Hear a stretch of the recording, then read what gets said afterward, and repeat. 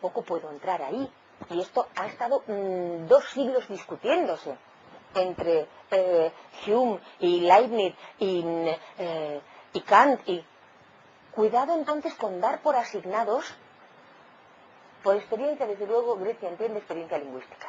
Y le parece distinto, ya hemos hablado de esto, le parece distinto una experiencia retórica de una experiencia trágica, de una experiencia filosófica, porque son distintas experiencias de lenguaje. Porque no se busca en ellas el mismo modo de lazo social comunitario, ¿verdad? ¿Qué querías decir hace un rato? No, probablemente sobre la Micrófono. ¿Qué hace el ARGE? Ya sabemos desde luego que sin él, que no ha sido mal procedimiento, resumo, y si no estáis de acuerdo me interrumpís, no habría diferencia ontológica, o sea, no habría diferencia entre fenómenos y causas. Y al no haber esto, no habría lenguaje de racionalidad epistémica ninguno. Y mucho menos el de la racionalidad epistémica última, que además pregunta por los primeros principios y por los sentidos últimos y las consecuencias últimas que se siguen de toda cientificidad y de toda racionalidad, e incluso que es la racionalidad misma y por qué hay principios y cuáles son.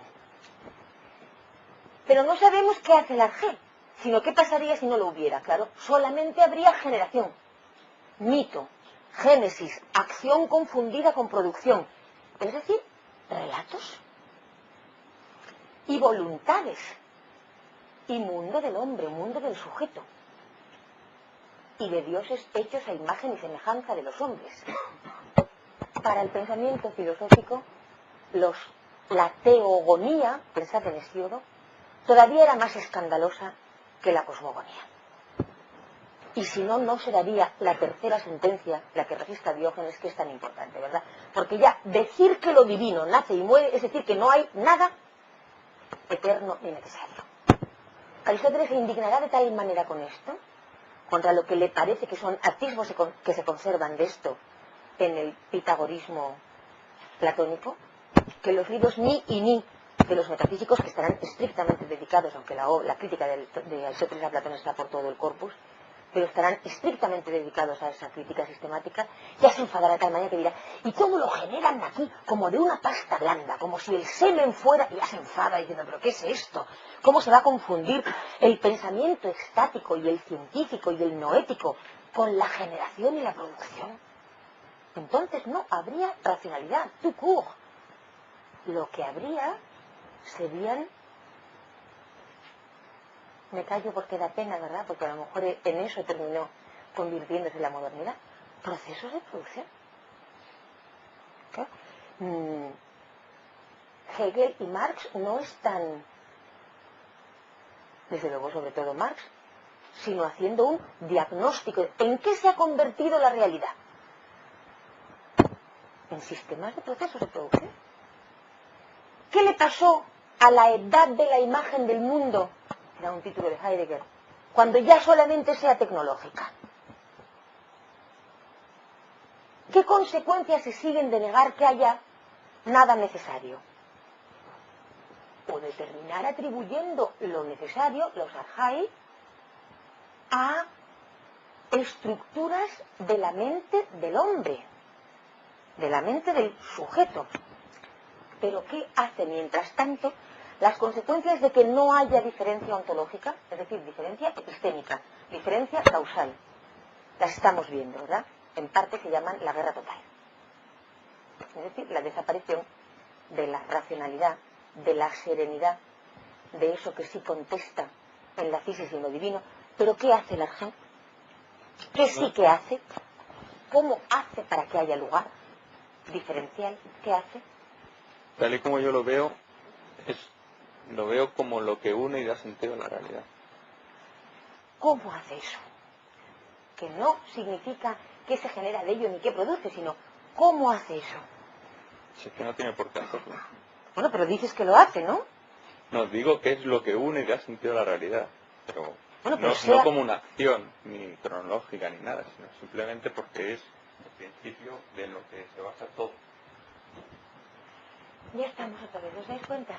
Ya que ahora no se generaba de ello, ahora era el gran Hipokeimenon, el sujeto subyacente, el fundamento, es decir, si antes era, si me permitís decirlo así, la imagen de la madre, ahora es la del gran padre como suelo de apoyo. Yo quiero saber qué hace y cómo lo hace. ¿Cómo hace que haya lugares racionales y topologías? ¿De qué manera un comunicador entre distintos ámbitos, que además es el mismo y que puede transformarse, asunto que permite comprender que el agua no era una cosa tan mal traída, ¿verdad? Pero ¿cómo lo hace? Sin una dimensión de mismidad en la diferencia, ¿os dais cuenta de que no se pueden establecer ninguna orientaciones ni direcciones, de que no puede haber en efecto ningún lugar racional? Claro, pero un lugar, de nuevo, ni es un recipiente, ni es un vacío, que es como habíamos empezado entendiendo si no hubiéramos hecho nada, el todo, ¿verdad? No, un lugar inteligible dice que está arriba, abajo, donde, eso se llama un sistema incluso preposicional, a, ante, bajo, cabe, con, como eran nuestras. Esto dice si esto está soportando y esto es soportado, o dice si esto era tangencial, no, pues siempre que llueve resulta que hay una gallina que cacarea, luego la lluvia hace cacarear, pues no, resulta que no había un vínculo necesario, porque ¿cómo sabemos eso? ¿Qué permite, por lo tanto, qué permite algo que es eterno en sus transformaciones? ¿Y cómo remite esto a ninguna observación y experiencia de los fenómenos? Permite medir los fenómenos. ¿Os dais cuenta? Permite saber modalmente en qué condiciones y cuándo se darán unos y no otros, en qué situaciones, en qué lugares, que no dependerá ni siquiera de los que llamamos espacios físicos. Luego, permite el qué en último término. Habitar eternidad. No estar circunscrito al positum de lo dado, como el chimpancé de Keller del que hablábamos, ¿verdad? Es decir, ¿os acordáis del chimpancé de Keller? No estar circunscrito al positum, al dato de lo que está allí en aquella configuración, ya que la medición, es decir, que el arjé en esto es un metron, es un criterio, claro que es un límite. Y desde luego es verdad también que el pensamiento sabe antes de poder explicar, pero si omite la cuestión del cómo, que no es una cuestión generativa, en este caso, más que de acuerdo con la imaginación, ¿os dais cuenta? La imaginación trascendental que retrata los esquemas de, pero que no es ya una producción física. Si no sabemos cómo lo hace, en realidad sabemos que sin ello no hay lugar, pero claro, no podemos hacernos cargo de cuál es la consistencia de un lugar. ¿A qué llamamos estructura racional? ¿A qué llamamos inteligibilidad? ¿Por qué algo es inteligible? Porque hay en ello dimensiones, cuidado, no solo de regularidad, estas nos resultan incluso más fáciles de comprender, ¿verdad? Sino dimensiones de conexión interna que permiten que unos elementos, gracias a la combinación y a la participación con los otros, sí sean inteligibles. Por ejemplo, me gustaría que lo leyerais a propósito de esto, porque tengo la impresión de no estar pudiendo acceder a transmitirlo. Cualquier sistema lingüístico sintáctico, cualquier sistema de orientación topológica, ¿dónde estamos?